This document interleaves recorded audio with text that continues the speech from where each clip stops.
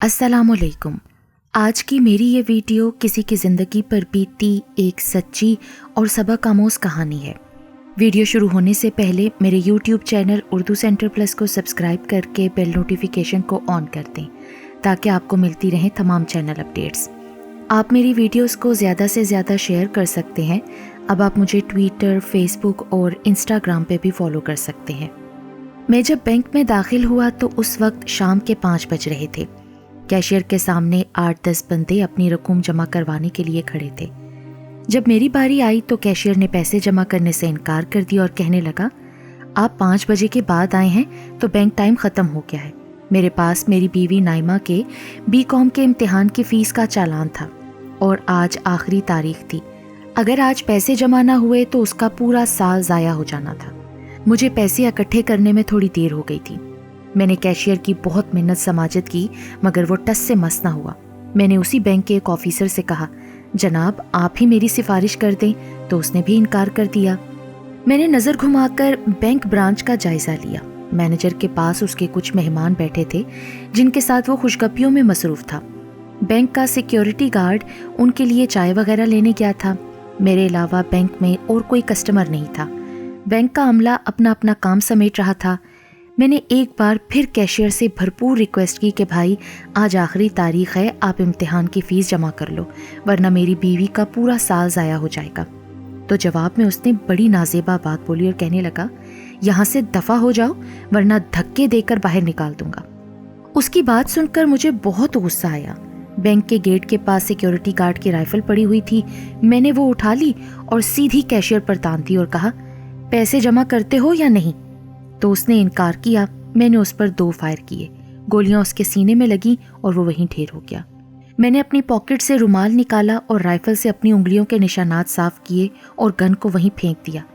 اگلے لمحے میں بینک کے گیٹ سے باہر تھا۔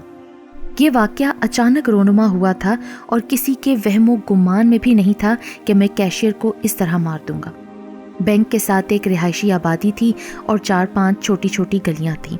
میں نے اپنے آپ کو نارمل رکھا اور تیز تیز قدم اٹھاتا ہوا ان گلیوں سے ہوتا ہوا مین سڑک پر آ گیا جہاں مجھے خالی رکشہ مل گیا۔ میں نے اسے گھر کے قریب چوک میں چلنے کا بولا۔ رکشہ چل پڑا اور 15 منٹ کے بعد میری مطلوبہ جگہ پر پہنچا دیا۔ اگلے 5 منٹ کے بعد میں اپنے گھر میں تھا اور سارا واقعہ نائمہ کو سنایا، جسے سن کر اس نے اپنا سر پکڑ لیا۔ میں نے اس سے کہا کہ یہ سر پکڑنے اور سوچنے کا ٹائم نہیں ہے، چلو اٹھو، ہمیں فوری طور پر یہ شہر چھوڑنا ہے، فوراً تیاری کرو۔ چنانچہ وہ اٹھ کر اپنا سامان سمیٹنے لگی۔ میں اب اگلا لاہ عمل سوچنے لگا۔ میں لاہور کے قریب ایک گاؤں کا رہنے والا ہوں۔ میرے والد صاحب کی بہت زمینیں تھیں تو ہمارا گھرانہ بہت خوشحال تھا۔ رہنے کے لیے ایک بہت بڑی حویلی تھی جس میں نوکر، چاکر اور نوکرانیاں کام کرتی تھیں۔ آنے جانے کے لیے 2-3 گاڑیاں تھیں۔ دودھ، گندم، چاول گھر کے تھے۔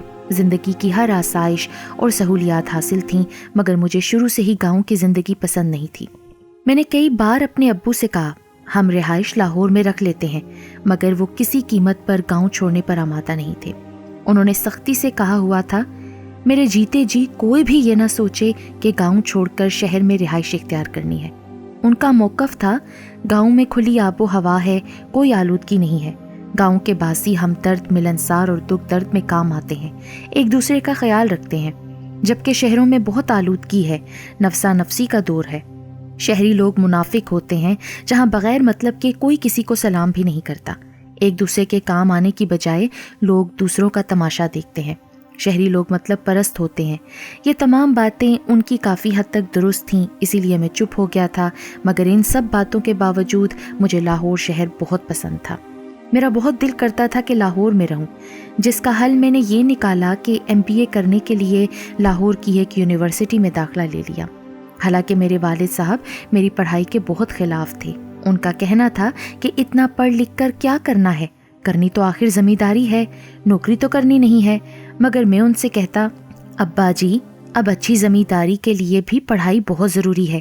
کاشتکاری کے نئے نئے ذرائع آ گئے ہیں، فصلوں کی جدید کاشت کے بہت طریقے آ گئے ہیں جن سے آگاہی بہت ضروری ہے، اور یہ سب طریقے پڑھائی کے بعد ہی آتے ہیں۔ بس 2-4 سال کی بات ہے، مجھے پڑھ کے آ لینے دیں، پھر آپ دیکھیں میں کس طرح سے جدید کاشتکاری کروں گا۔ تو بدلے نے خواستہ انہوں نے مجھے پڑھنے کی اجازت دے دی۔ اب MBA کا کاشتکاری کے ساتھ دور دور تک کوئی تعلق تھا نہ واسطہ، مگر میں یہ سب باتیں لاہور میں رہنے کے لیے کر رہا تھا۔ چنانچہ میں نے یونیورسٹی کے ہاسٹل میں رہائش رکھ لی۔ کلاسز اٹینڈ کرنے کے بعد رات گئے تک دوستوں کے ساتھ لاہور کی گلیوں اور بازاروں میں خوب آوارہ گردی کرتا۔ لاہور کا ہر بازار، ہر جگہ میں نے دیکھی، خوب گھوما پھرا، مگر اپنی پڑھائی پر پوری توجہ رکھی۔ ہر امتحان میں میرے اچھے نمبرز آتے تھے۔ نائمہ میری یونیورسٹی فیلو تھی۔ وہ باقاعدگی سے روزانہ یونیورسٹی آتی تھی۔ وہ میرے ساتھ بہت اٹیچ ہو گئی تھی، اپنے گھر کی ہر بات مجھ سے شیئر کرتی، اور پھر ہمیں پتہ ہی نہ چلا کہ ہم دونوں ایک دوسرے کے عشق میں کب مبتلا ہو گئے، اور ایسے ہوئے کہ ایک جان اور قالب بن گئے۔ اب ہم ایک دوسرے کے بغیر نہیں رہ سکتے تھے۔ نائمہ نے بتایا کہ اس کا سارا خاندان نہایت دقیانوسی ہے اور پرانے خیالات کے مالک لوگ ہیں۔ اپنی برادری اور خاندان سے باہر بچوں کی شادیاں نہیں کرتے، بڑے بے جوڑ رشتے ہوتے ہیں، بچے خوش نہیں رہتے، مگر پھر بھی وہ اپنی روایات سے جڑے ہوئے ہیں۔ میرا MBA میں دوسرا سال تھا جبکہ نائمہ پہلے سال میں تھی۔ میں اس کو بہت تسلیاں دلاسے دیتا کہ تم فکر نہ کرو، انشاءاللہ میں شادی تم سے کروں گا، صرف تم سے، خواہ مجھے اس کی کوئی بھی قیمت ادا کرنی پڑے۔ میں اب صرف اور صرف تمہارا ہوں، یہ میرا تم سے اپنے سہنے رب کے سامنے پکا وعدہ ہے، بس تم اپنی پڑھائی پر توجہ دو اور کسی قسم کی ٹینشن نہ لو۔ نائمہ کو یہ کہہ کر میں نے مطمئن کر دیا اور خود بھی پڑھائی میں مصروف ہو گیا۔ دیکھتے ہی دیکھتے سال گزر گیا اور میں نے MBA کے فائنل ایگزام دے دیے۔ میرے پیپر اچھے ہوئے تھے۔ اب یونیورسٹی میں رہنے کا کوئی جواز نہ تھا، چنانچہ میں نے گاؤں واپس جانے کا رخت سفر باندھا۔ نائمہ کا موبائل نمبر میرے پاس تھا، اس سے روزانہ گھنٹوں بات ہوتی۔ وہ مجھے ہر بار یہی کہتی کہ اب میرا دل نہیں لگتا یونیورسٹی میں اور نہ ہی پڑھنے کو دل کرتا ہے، تو میں اسے سمجھاتا کہ اپنا دل چھوٹا نہ کرو، بس تھوڑے عرصے کی بات ہے، جب تم بھی MBA کی ڈگری لے لو گی تو پھر ہم شادی کر لیں گے۔ مگر وہ میری جدائی میں بہت روتی اور کہتی میرے بغیر اس کا ایک ایک پل ایک ایک صدی کے برابر ہے۔ وہ ہر بار ضد کرتی کہ مجھ سے ملنے کے لیے آؤ، لہٰذا ایک دن میں اسے ملنے لاہور پہنچ گیا۔ ایک دوست کے خالی فلیٹ میں ہماری ملاقات ہوئی، وہ مجھ سے لپٹ گئی اور مجھے چھوڑ ہی نہیں رہی تھی۔ بس پھر وہ کچھ ہو گیا جو نہیں ہونا چاہیے تھا۔ ہم دونوں جذبات کی رو میں بہہ کر بھٹک گئے تھے۔ میں اسے مل کر گاؤں واپس آ گیا۔ اب اس کی ایک ہی ضد تھی کہ مجھ سے شادی کر لو اور اپنے گاؤں لے جاؤ، ورنہ میں اپنی جان دے دوں گی۔ اب میں نے اپنی شادی کی بات اپنے گھر والوں سے کی اور انہیں اپنی پسند بتائی تو والد صاحب کا پارا 7ویں آسمان پر پہنچ گیا۔ انہوں نے کہا تمہیں پڑھنے کے لیے شہر بھیجا تھا، مگر تم وہاں عشق کرتے رہے ہو، تمہاری شادی وہاں ہرگز نہیں ہوگی۔ انہوں نے سختی سے انکار کر دیا۔ میں نے ان کی بہت منتیں کیں مگر وہ نہ مانے اور اپنے موقف پر اڑے رہے۔ اب میں نے بھی اللہ کو حاضر ناظر جان کر نائمہ سے وعدہ کیا تھا کہ شادی کروں گا تو صرف اس سے، ورنہ ادھر میرے گھر والے نہیں مان رہے تھے۔ بہت سوچ بچار کے بعد میں نے یہ فیصلہ کیا کہ گاؤں کو ہمیشہ کے لیے چھوڑ دوں اور جا کر نائمہ سے شادی کر لوں۔ رات کو ایک دوست سے بات ہوئی تو اس نے بتایا کہ میرے عزیزوں کی ایک بہت بڑی فیکٹری رحیم یار خان میں ہے، وہاں تمہاری جاب کی بات کرتا ہوں۔ تیسرے دن اس نے مجھے گرین سگنل دے دیا اور کہا تمہاری جاب کا بندوبست ہو گیا ہے، لہٰذا تم تیاری کرو۔ اگلے دن میں نے نائمہ کو کال کی کہ میں لاہور آ رہا ہوں، تم اپنے گھر کو ہمیشہ کے لیے خیر آباد کہہ کر آ جاؤ، ہم رحیم یار خان جا رہے ہیں، جہاں پہنچ کر ہم شادی کر لیں گے۔ چنانچہ میں نے بھی اپنے گھر والوں اور گاؤں کو ہمیشہ کے لیے چھوڑا اور سیدھا لاہور پہنچ گیا، جہاں سے میں نے نائمہ کو ساتھ لیا اور شام تک رحیم یار خان پہنچ گئے۔ وہاں ہم نے نکاح کر لیا۔ فیکٹری کے مالک کے شہر میں کئی کوارٹر تھے تو اس نے رہنے کے لیے ہمیں کوارٹر دے دیا۔ میں اور نائمہ اپنے تن کے کپڑوں کے سوا کچھ لے کر نہیں آئے تھے۔ میرے پاس صرف 60,000 روپے تھے۔ ہم نے صرف 2 چارپائیاں اور بستر لیے، کچھ کھانا پکانے کے برتن اور ضروریات زندگی کا ضروری سامان لیا اور اس کوارٹر میں رہائش اختیار کر لی۔ اگلے دن سے میں نے فیکٹری میں جاب شروع کر دی۔ میری کوالیفیکیشن چونکہ MBA تھی، اس لیے مجھے فیکٹری میں اکاؤنٹنٹ کی سیٹ پر رکھ لیا گیا۔ نائمہ کی تعلیم ادھوری رہ گئی تھی۔ میں نے کہا چلو MBA نہ صحیح تم BCom کر لو۔ چنانچہ اس نے گھر میں ہی اپنی پڑھائی جاری رکھی اور میں نے نوکری شروع کر دی۔ میرے لیے یہ عجیب بات تھی کہ اپنے گاؤں کے چودھری کا بیٹا، جن کے کئی نوکر تھے اور زمینوں پر کئی مزارے کام کرتے تھے، ٹھاٹ باٹ سے زندگی گزارنے والا، آج خود ایک فیکٹری میں نوکر تھا۔ کاروں میں گھومنے والا آج چنگچی رکشوں میں دھکے کھا رہا تھا۔ یہ سب کس کے لیے؟ صرف اور صرف نائمہ کے لیے، کیونکہ مجھے اس سے بہت پیار بلکہ انتہا کا عشق تھا۔ میں اس کی کوئی بات نہیں ٹھکراتا تھا، اس کا بہت خیال رکھتا تھا کہ اسے کوئی معمولی تکلیف بھی نہ ہو، کیونکہ وہ صرف میرے لیے اپنا گھر بار، ماں باپ، بہن بھائی، رشتہ دار اور اپنا شہر چھوڑ کر آئی تھی۔ ہم دونوں ایک دوسرے سے سچا پیار کرتے تھے، ہم دونوں اپنے اپنے گھر والوں سے لاتعلق ہو گئے تھے۔ اسی روٹین میں 10 ماہ گزر گئے۔ نائمہ کی BCom کی تیاری مکمل تھی، اس نے پرائیویٹ امتحان دینے کا سوچا۔ مہینے کا آخر تھا، میرے پاس پیسے نہیں تھے تو داخلہ فیس جمع کروانے میں کچھ تاخیر ہو گئی اور آج آخری تاریخ تھی۔ بڑی مشکل سے میں نے پیسوں کا بندوبست کیا اور بینک کیا۔ کورونا کی وجہ سے میں نے منہ پر ماسک لگایا ہوا تھا، سر پر پی کیپ پہنی تھی، جس کی وجہ سے میری شناخت ناممکن تھی، مجھے کوئی بھی نہیں پہچان سکتا تھا۔ میں نے گھر آ کر پتلون شرٹ اتاری اور شلوار قمیض پہن لی، پی کیپ اور ماسک بھی اتار دیا۔ اپنے فیکٹری مالک کو کال کی اور بتایا کہ مجھے فوری طور پر اپنے گاؤں واپس جانا ہے، کوئی ایمرجنسی ہو گئی ہے اور ہم ابھی رحیم یار خان سے نکل رہے ہیں، تو آپ پلیز میری جگہ کوئی اور بندہ رکھ لیں۔ اس نے کہا ٹھیک ہے۔ اب اگلا مرحلہ تھا کہ کس شہر جائیں، تو مجھے خیال آیا کہ کراچی بڑا بندہ پرور شہر ہے، وہاں مجھے کوئی نہ کوئی جاب تو ضرور مل جائے گی۔ چنانچہ میں اور نائمہ فوراً ریلوے اسٹیشن پہنچے، جہاں سے ہمیں 1 گھنٹے کے بعد کراچی جانے والی ٹرین مل گئی، جس میں ہم بیٹھ کر عازم سفر ہوئے۔ 12 گھنٹے بعد ہم کراچی پہنچے۔ تھکان سے میرا برا حال تھا۔ یہاں ہمارا کوئی رشتہ دار، عزیز، دوست نہیں تھا۔ ہم پہلی بار کراچی آئے تھے، انجان شہر اور انجان لوگ۔ یہاں آ تو گئے تھے مگر اب جائیں کہاں؟ ہم کینٹ اسٹیشن سے باہر آئے اور ایک رکشے والے سے کہا کہ ہمیں کسی سستے سے ہوٹل لے جاؤ، تو وہ کہنے لگا آپ کو کہیں جانے کی ضرورت نہیں ہے، یہیں اسٹیشن کے قریب ہی بہت سارے ہوٹل ہیں، وہاں آپ اپنی مرضی کا ہوٹل تلاش کر لیں۔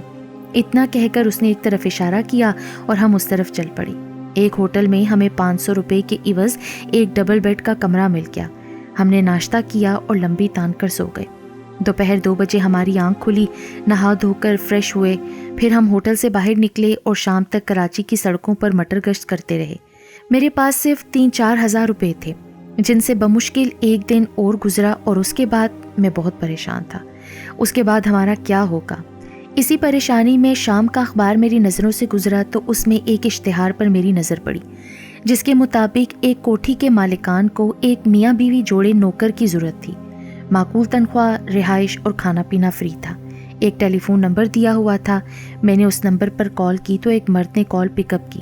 میں نے اشتہار کا ذکر کیا اور بتایا ہم میاں بیوی آپ کے ہاں نوکری کرنا چاہتے ہیں۔ انہوں نے کچھ باتیں پوچھیں اور پھر ہمیں اپنی کوٹھی کا ایڈریس دے دیا اور کہا کل صبح 9 بجے ہم ان سے مل لیں۔ اگلے دن پورے 9 بجے ہم ان کی کوٹھی میں تھے۔ وہ ہماری ٹائم کی پابندی دیکھ کر حیران رہ گئے۔ صاحب کا نام اجمل خاکوانی تھا اور ان کی اپنی الیکٹرانکس کی دکان تھی۔ بیگم صاحبہ کا نام روبینہ تھا اور وہ کسی بینک میں آفیسر تھیں۔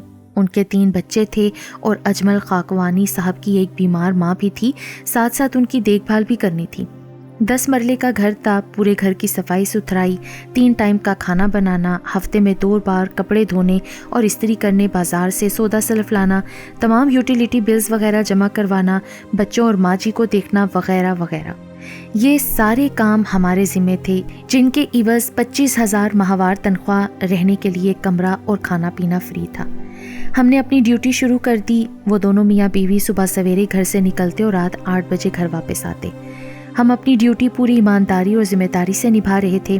ان کو ہر کام وقت پر تیار ملتا، جس سے وہ ہم سے بہت خوش تھے۔ اب ان دنوں نائمہ امید سے تھی، 7واں مہینہ چل رہا تھا، تو میں نے اس سے کہا تم صرف آرام کرو، باقی گھر کے سارے کام میں کروں گا۔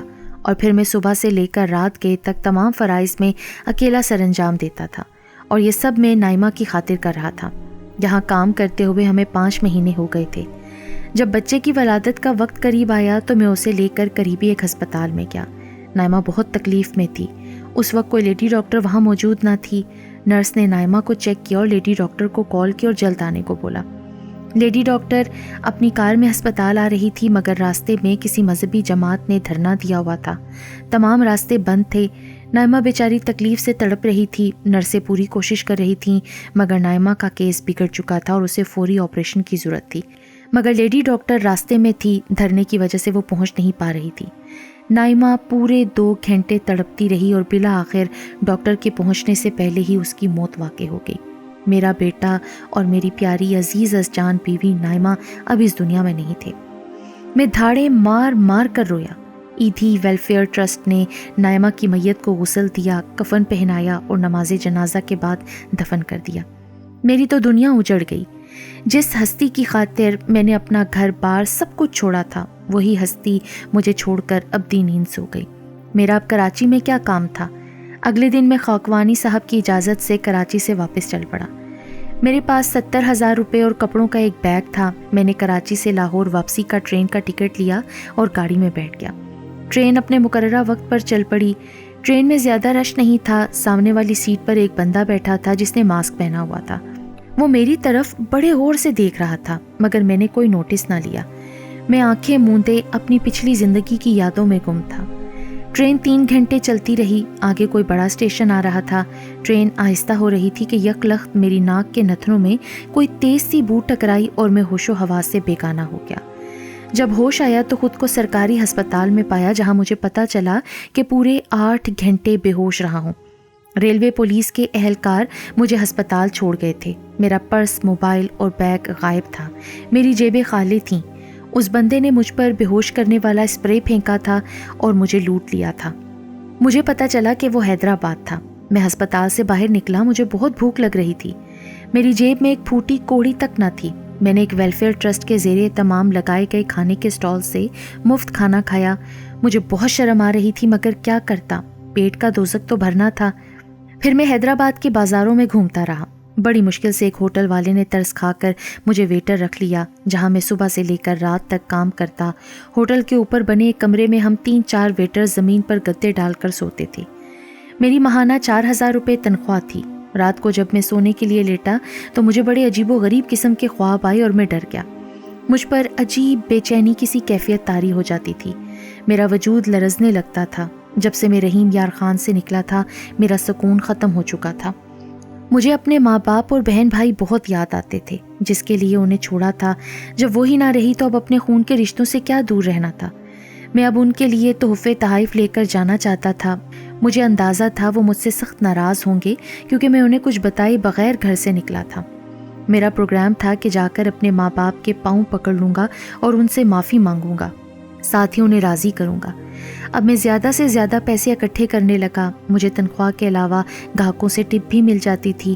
میں اپنی ذات پر 1 روپیہ تک نہیں خرچتا تھا۔ تقریباً 4 ماہ حیدرآباد میں ویٹر رہا۔ میرے پاس 40,000 روپے جمع ہو چکے تھے۔ اسی دوران میں نے سارا حیدرآباد گھوم پھر دیکھ لیا۔ اب میں نے ہوٹل کے مالک سے اجازت چاہی، اس کا شکریہ ادا کیا اور لاری اڈے کی طرف چل پڑا۔ میرا ارادہ تھا کہ لاہور سے اپنے سب گھر والوں کے لیے شاپنگ کروں گا۔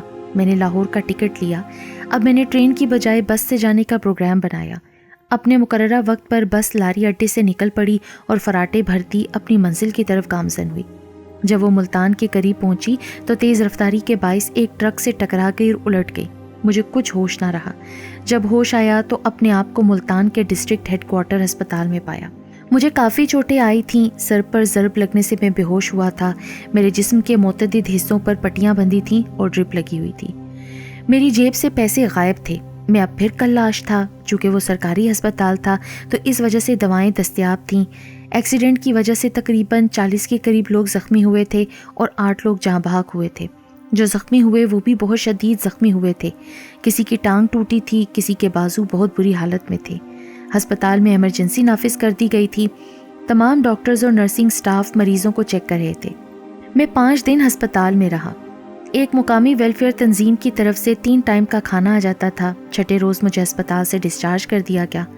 اب میں کدھر جاؤں؟ میرے کپڑے بھی بہت گندے ہو رہے تھے، شیو بڑھی ہوئی تھی، جیبیں خالی تھیں۔ لاہور جانے کے لیے میرے پاس کرایہ نہیں تھا۔ میں کسی سے مانگ بھی نہیں سکتا تھا اور مانگنے کی ہمت بھی نہیں تھی۔ میں سوچوں میں گم ایک طرف چلتا گیا اور شہر سے کافی دور آ گیا۔ مجھے بہت بھوک لگی تھی اور تھک بھی گیا تھا۔ اچانک نظر پڑی تو میرے سامنے حضرت بہاؤالدین ذکریہ رحمۃ اللہ علیہ کا دربار تھا۔ وہاں لنگر کھلا ہوا تھا اور لوگ کھانا کھا رہے تھے۔ میں بھی بیٹھ گیا، مجھے بھی کھانا مل گیا۔ میں نے پیٹ بھر کر کھانا کھایا اور اپنے رب کا شکر ادا کیا۔ تھوڑی دیر کے بعد اذان کی خوبصورت صدا بلند ہوئی اور میں بے اختیار مسجد کی طرف بڑھا، وضو کیا اور نماز باجماعت ادا کی۔ مجھے کافی سکون ملا۔ میرے کپڑوں سے بدبو آ رہی تھی اور جگہ جگہ خون کے دھبے بھی لگے ہوئے تھے۔ نماز ادا کر کے میں مسجد ہی میں بیٹھا رہا۔ تھوڑی دیر بعد اس مسجد کے امام صاحب میرے پاس آئے۔ سلام دعا کے بعد انہوں نے میری حالت کا پوچھا تو میں نے بتایا کہ میرا ایکسیڈنٹ ہو گیا تھا پورے 5 دن ہسپتال میں رہا ہوں اور کسی نے میری جیب سے پیسے نکال لیے ہیں۔ آج ہسپتال سے ادھر آ رہا ہوں۔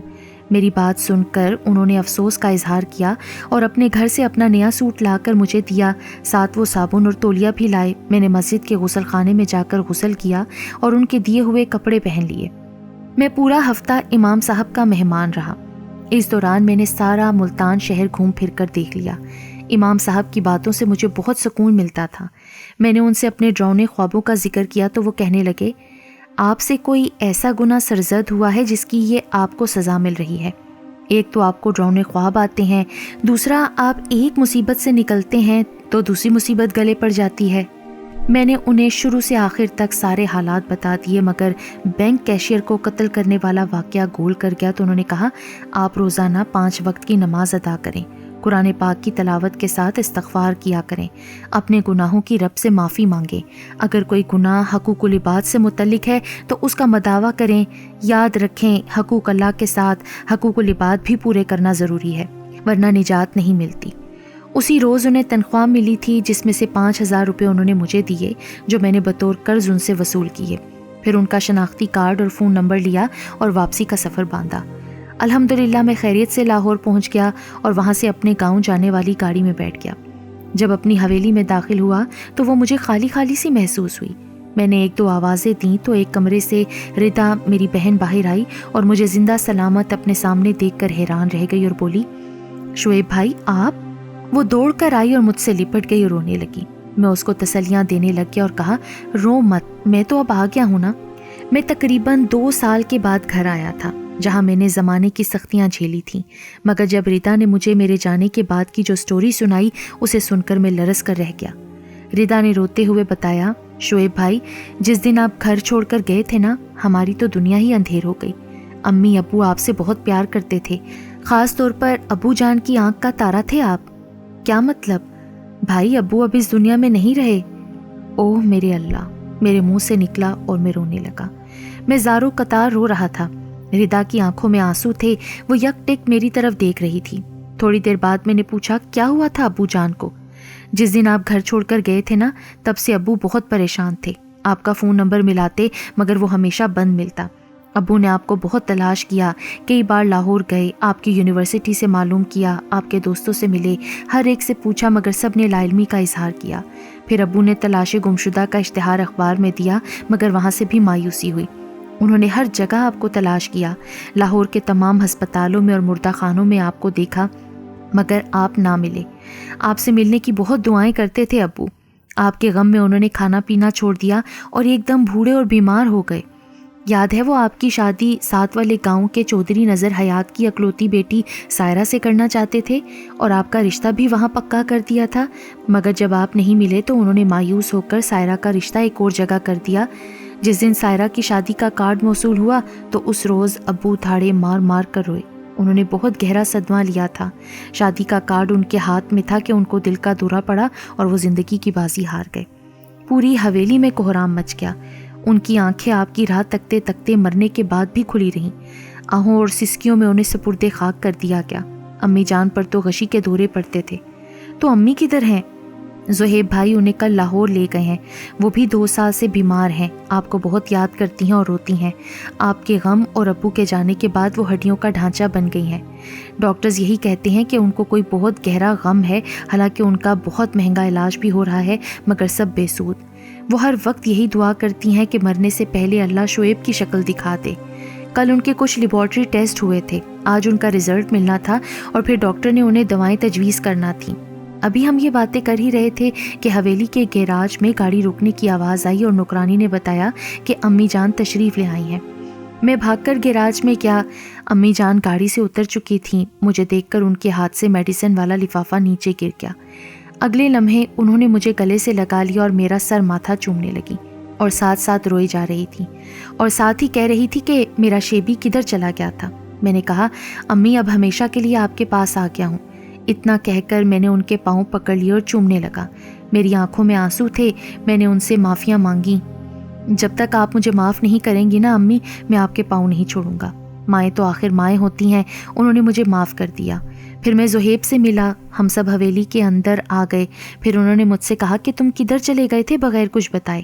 تمہارے بنا اتنا تڑپے تھے، تمہارے ابو تو تمہارے غم میں اس دنیا سے چل بسے۔ پھر میں نے سب نوکرانیوں کو کمرے سے نکال دیا اور دروازہ لاک کر دیا۔ کمرے میں ہم 4 فرد تھے، امی، ردا، زہیب اور پھر میں نے ان کو اپنی شروع سے آخر تک ساری داستان سنا دی اور بتایا کہ کن کن حالات سے گزرا ہوں اور بڑی مشکل سے واپس پہنچا ہوں۔ میری داستان سن کر سب حیران رہ گئے۔ پھر میں نے 20 کلو پھول منگوائے اور ابا جی کی قبر پر حاضری کے لیے گیا۔ میں ان کی قبر کے قدموں والی جگہ کو چوم رہا تھا اور ان سے معافی مانگ رہا تھا۔